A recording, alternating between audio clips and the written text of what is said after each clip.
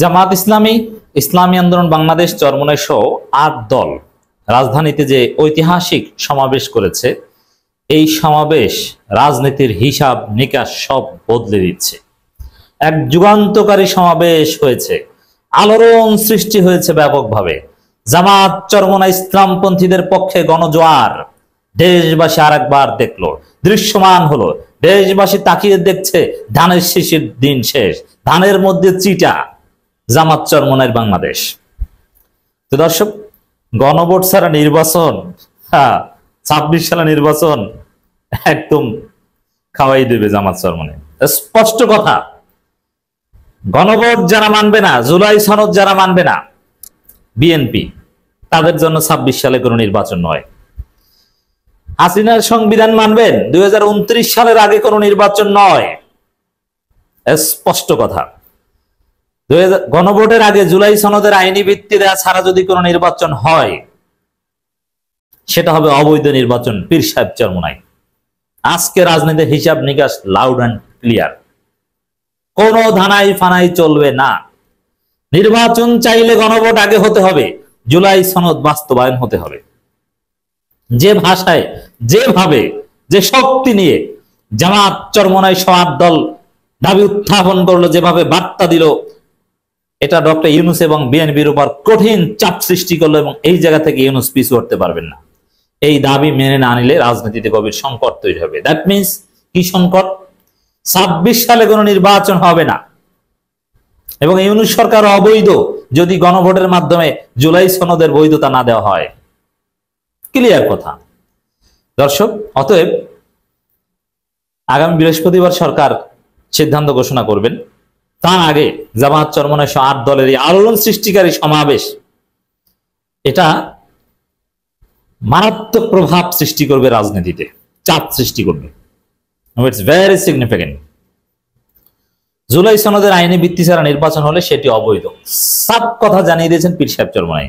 এখানে শুধু সরকার বিএনপিকে চাপ বা জুলাই সনদের পক্ষে, জুলাই বিপ্লবের পক্ষে এই সমাবেশ নয়, দাঁড়িপাল্লা এবং হাত পাকার পক্ষে গণজোয়ারে প্রমাণ হয়েছে। রাজধানীর বিভিন্ন জায়গা থেকে মানুষ পঙ্গপালের মতোই সমাবেশে ছুটে এসেছে, এবং চারদিকে রব উঠেছে, জামাত জামাত, দাঁড়িপাল্লা দাঁড়িপাল্লা। কুলি, মেথর, রিক্সা চালক, ভ্যান চালক, সবজি বিক্রেতা, মুরগি বিক্রেতা, সবার মার্কা একটাই, দাঁড়িপাল্লা এবং হাত পাকা। এবং আলেম ওলামা ইসলামপন্থীদের যে ঐক্যের সুন্দর দৃশ্য, পুরো জাতি আত্মবিশ্বাসী। এবার হুজুর এক হয়েছে। চরমোনাই জামাত, মামুনুল হক, কৌমি, দেওবন্দি, জামাতি, সবার যেরকম ঐক্য, সুদৃঢ় ঐক্য, অসাধারণ দৃশ্য। ইসলামপন্থীদের, আলেম ওলামাদের সে ঐতিহাসিক কাঙ্ক্ষিত ঐক্য কায়েম হয়ে গিয়েছে। অতএব এই ঐক্যের বাইরে মহিবুল্লাহ বাবুনগরী, বাবু সিটি হুজুর থাকুক, আর কোন কাশিমি থাকুক, আর কোন খাজুর গাছ থাকুক, ওরা সবাই ভারতের দালাল, ওরা শরিয়া আইন বিদ্বেষী। ওদের নামের পিছনে আল্লামা এবং সামনে বাবু সিটি হুজুর থাকলেও ওরা শরিয়া আইন যারা মানে না, তাদের সমর্থনকারী সেকুলার ভারতীয় হুজুর। এইসব হুজুরদেরকে জনগণ ডাস্টবিনে ফেলে দিবে। ওদের স্ত্রীরাও এইসব বাবু সিটি হুজুরদের কথা জানে না। এই জাতি তাকিয়ে দেখেছে পল্টনে ইসলামপন্থীদের ঐক্য কতটা সুদৃঢ় এবং কত বড় হয়েছে। ওইসব খেজুর গাছ মার্কার ডাকে কেউ আসবে না, কারণ এই খেজুর গাছ মার্কা শরিয়া আইন যারা মানে না, তাদের পক্ষে। এবং মদিনার ইসলামের স্লোগান তুলে চান্দাবাজদের পক্ষে, চান্দাবাজদের পক্ষে যে হুজুর থাকে, ওই হুজুরকে হুজুর বলা যায় নাই, ও ভারতের দালাল। বৃদ্ধ বয়সে একজন বাবু সিটি হুজুর এইভাবে দালালি করে চরম বেজ্জতি এবং জিল্লতি অপেক্ষা করছে এই ভণ্ড হুজুরের জন্য। কারণ আলেম চান্দাবাজদের পক্ষে দাঁড়াতে পারে না। যারা ঘোষণা দেয় যে আমরা শরিয়া আইনে বিশ্বাস করি না, দলীয় ভাবে তাদের পক্ষে যে আলেম দাঁড়াবে, ওই আলেমকে কি করা উচিত? আলেম টাকার বিনিময়ে বিক্রি হয়ে গেছে, এদের কোনো ঈমান নাই। বড় বড় সাদা দাড়ি আর পাগড়ি দেখে আপনি মোটেও বিভ্রান্ত হবেন না, ওরা হুজুর না, হুজুর নামের ভণ্ড। জাতি দেখেছে আলেম ওলামাদের ঐক্য, ইসলামপন্থীদের ঐক্য পল্টনে আজকে দেখেছি, প্রমাণিত হয়েছে। সব শ্রেণী পেশার আলেমদের প্রতিনিধিত্ব, সব শ্রেণী পেশার জনগণের প্রতিনিধিত্ব এখানে ছিল। নতুন বাংলাদেশের প্রতিচ্ছবি পল্টনে আজকে দেখেছি। জামাত চরমনাই সহ 8 দলের সমাবেশ। এর বাইরে কোনো বাংলাদেশপন্থী, ইসলামপন্থী, আলেম ওলামাপন্থী কেউ নাই। এর বাইরে যারা, এরা ভণ্ড। এরা হয় চান্দাবাজদের পক্ষে, নইলে শরিয়া আইন বিদ্বেষীদের পক্ষে, নইলে ভারতের পক্ষে। ওই বাবুসিটি হুজুর মার্কা, মানে খাঙ্কির বলা গ্রুপের। বুঝতে পারছেন? আপনি চিন্তা করেন, হুজুর এই আর এক হুজুরকে বলে খানকির বলা। সে কি হুজুর না ভণ্ড? ভণ্ডের ঘরের ভণ্ড। ও 14 গোষ্ঠী ভণ্ড। ওকে যে এই বাটপারকে যে ভণ্ড বলবে না, ও বাটপার, ও ভণ্ড। যে হুজুর এরকম প্রকাশ্যে গালি দিবে, তাকে যে ভণ্ড বলবে না, সেও ভণ্ড। তাকে ভণ্ড বলাটা এটা আপনার জন্য বাধ্যতামূলক। হোয়াটএভার। এই সমাবেশের তাৎপর্য বহুমুখী, মাল্টি ডাইমেনশনাল। সবচেয়ে বড় তাৎপর্য হচ্ছে সরকারের উপর এবং বিএনপির উপর কঠিন চাপ প্রয়োগ করেছে, এবং বিএনপি এতটাই চাপ ফিল করছে, তারা এখন আওয়ামী লীগের পক্ষে বলছে প্রকাশ্যে। মির্জা ফখরুল এখন বলছেন আওয়ামী লীগের বিরুদ্ধে কোনো মামলা থাকবে না। কেন?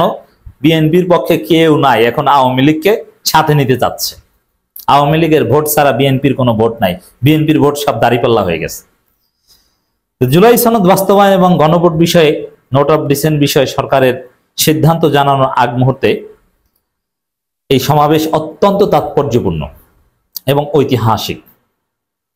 এটা সরকারকে প্রভাবিত করতে পারবে, কারণ হিসাব ক্লিয়ার। আপনি জুলাই ভুলিয়ে দিয়ে নির্বাচন করবেন, নির্বাচন দিয়ে সেফ এক্সিট দিবেন, কোনো লাভ হবে না, পারবেন না।